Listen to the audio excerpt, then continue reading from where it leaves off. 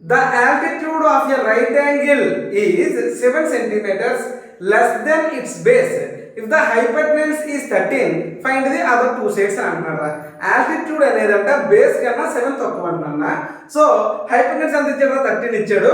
So మనకి మిగతా రెండు సైడ్స్ ఎంతో కనుక్కోమని చెప్తున్నాడు. మనకి పైథాగరస్ ఫార్ములా తెలుసు కదా, పైథాగరస్ ఫార్ములా వాడి చేసాడు నాన్న.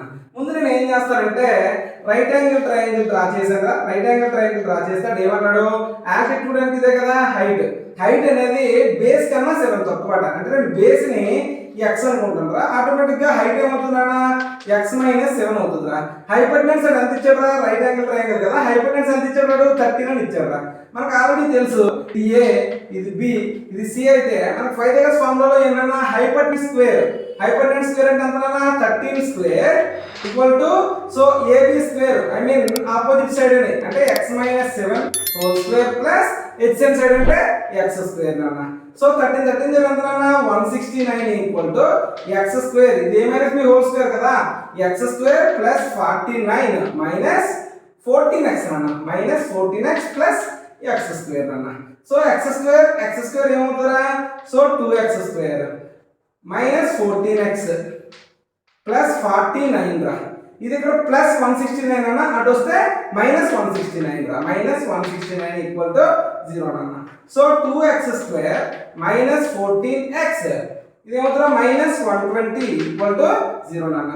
2 1s 2 7s 2 60s నాన్న.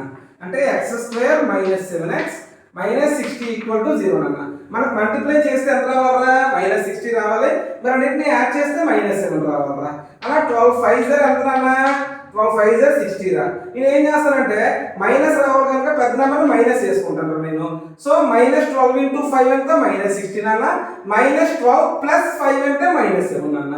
సరిపోయింది. అంటే x square minus 12x plus 5x minus 60 equal to 0. So x common తీస్తే x మైనస్ 12 అండ్ ఇక్కడ మనకి సో 5 కనుక కామన్ తీస్తే x మైనస్ 12 ఈక్వల్ టు 0 అన్న.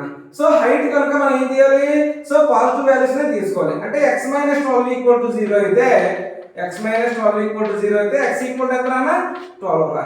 అంటే మనకి బేస్ ఏదైతే వచ్చిందన్నా అది 12 అన్న.